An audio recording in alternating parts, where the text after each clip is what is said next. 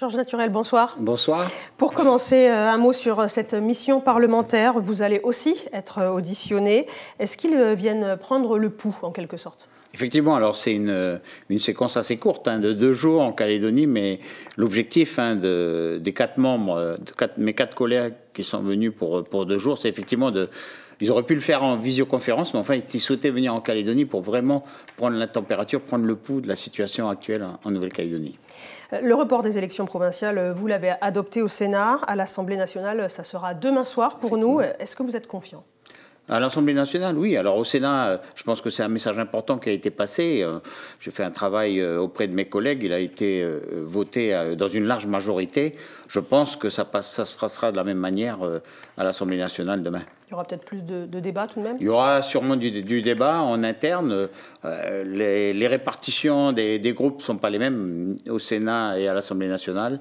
Mais bon, je pense qu'il y aura une majorité pour reporter ces élections. Alors, concernant le dégel du corps électoral, il y a cet amendement sur la répartition des sièges au Congrès, notamment. Le plus simplement possible, Georges Naturel, il y a un autre amendement porté par un autre groupe politique. Expliquez-nous. Alors, effectivement, mon collègue a déposé un amendement. Alors, à titre personnel, Pierre Medviel, il est dans un groupe indépendant de 18 sénateurs. Mon objectif et notre objectif, c'est effectivement que cet amendement ait des chances d'être voté par la majorité des sénateurs. J'appartiens à un groupe important, c'est le groupe majoritaire du Sénat, 132 républicains. Le président du Sénat appartient à mon groupe. Mon objectif, c'est effectivement de faire comme je l'ai fait pour le report des élections provinciales, c'est de convaincre le maximum de sénateurs à voter cet amendement.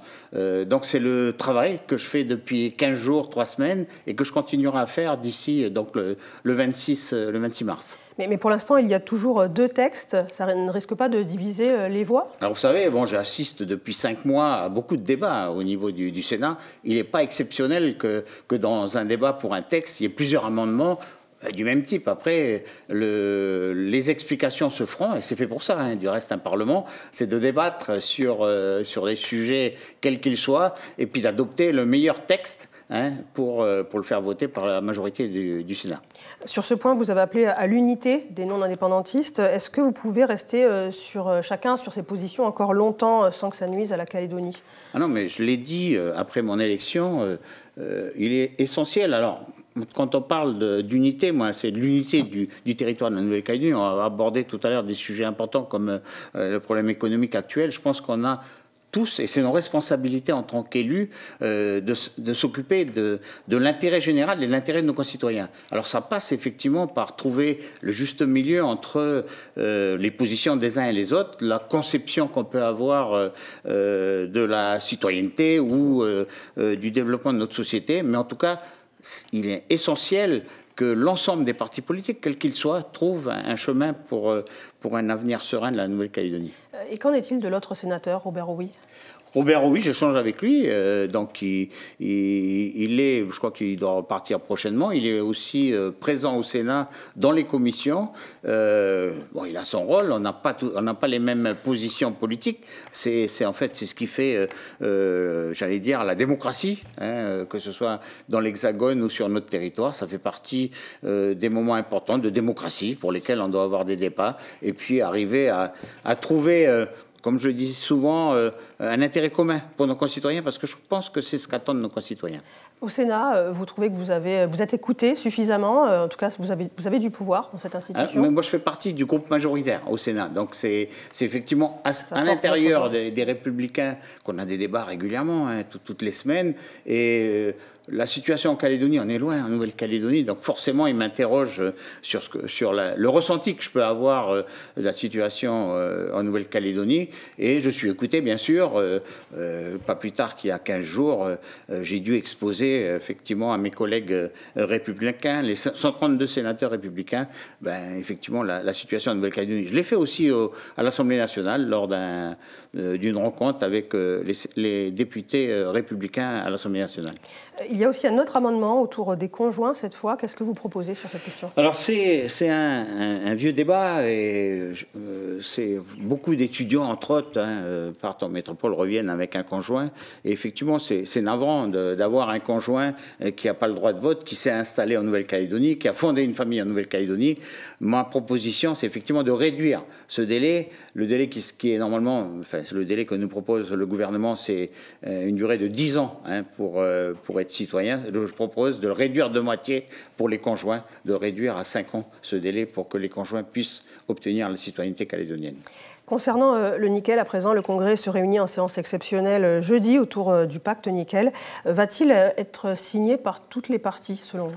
Alors, le pacte nickel, je crois qu'il va être abordé en collégialité la veille, et c'est important, parce que le président du gouvernement doit le signer.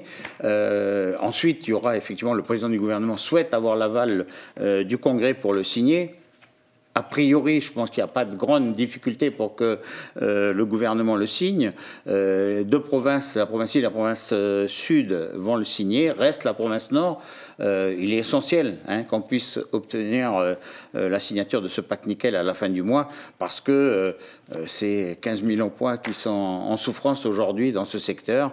Et l'État est prêt à nous accompagner dans un premier temps. Donc il faut effectivement qu'on passe par la signature de ce pacte. Alors justement, certains maires dans le Nord commencent à s'inquiéter depuis la mise en sommeil de KNS. Que faut-il faire selon vous ?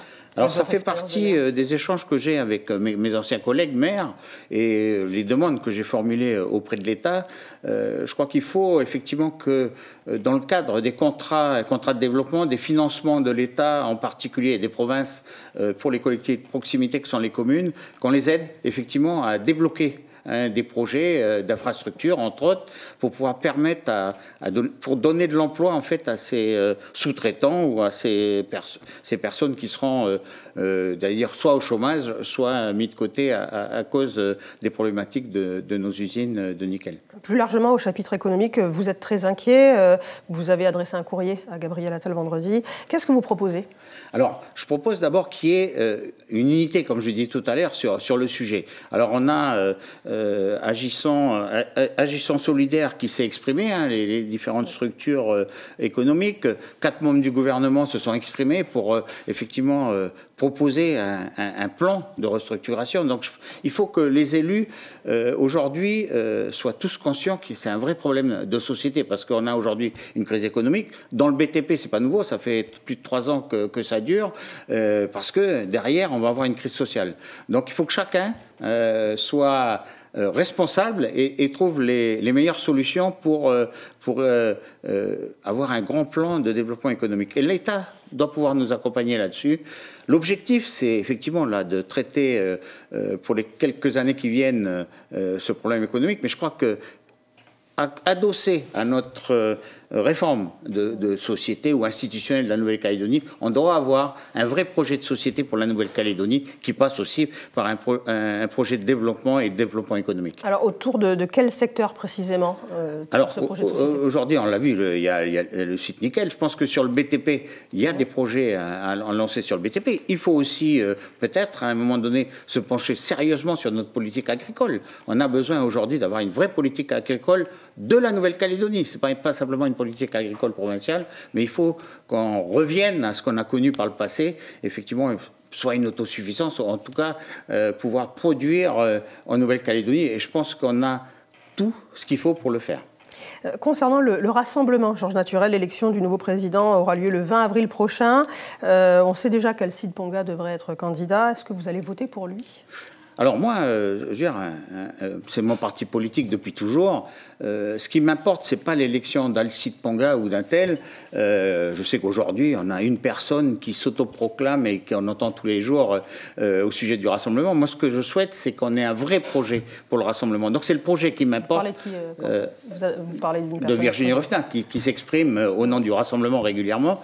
Aujourd'hui, Alcide Ponga est président par intérim. Moi, j'attends de savoir quel projet Alcide Ponga, puisqu'il est candidat, souhaite avoir pour le rassemblement, parce que c'est un parti historique, un parti avec des vraies valeurs, des valeurs qui ont permis à Jacques Lafleur de serrer la main de Jean-Marie Tjibaron, par exemple. Il faut qu'on revienne à ce qui est essentiel, ce qu'on a connu au rassemblement. Donc j'attends d'avoir aussi le projet que souhaite mener Alcide Ponga, parce qu'un parti politique aussi, c'est consensuel. Je veux dire, il doit y avoir des débats. On n'a pas beaucoup de débats en ce moment, je peux le reconnaître, depuis quelque temps, pour pouvoir définir notre stratégie politique.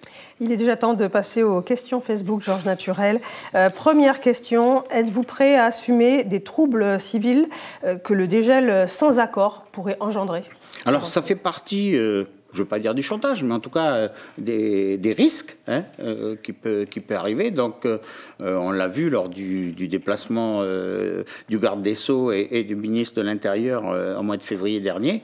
Il va falloir effectivement expliquer. Et je pense que c'est la responsabilité des uns et des autres, et en particulier des partis politiques, de ne pas aller dans cet axe, parce que c'est la Calédonie qui va en pâtir. Donc, notre responsabilité, c'est d'éviter effectivement ces heures éventuelles. Vous le craignez? Vous le craignez? On l'a connu par le passé.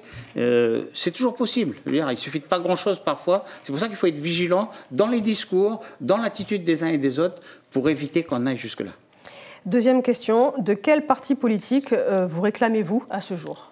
Moi, je ne change pas. Je suis, depuis le retour de mes études, inscrit au RPCR et au Rassemblement. Je suis toujours cotisant et adhérent du Rassemblement, donc je n'ai pas de souci à ce niveau-là.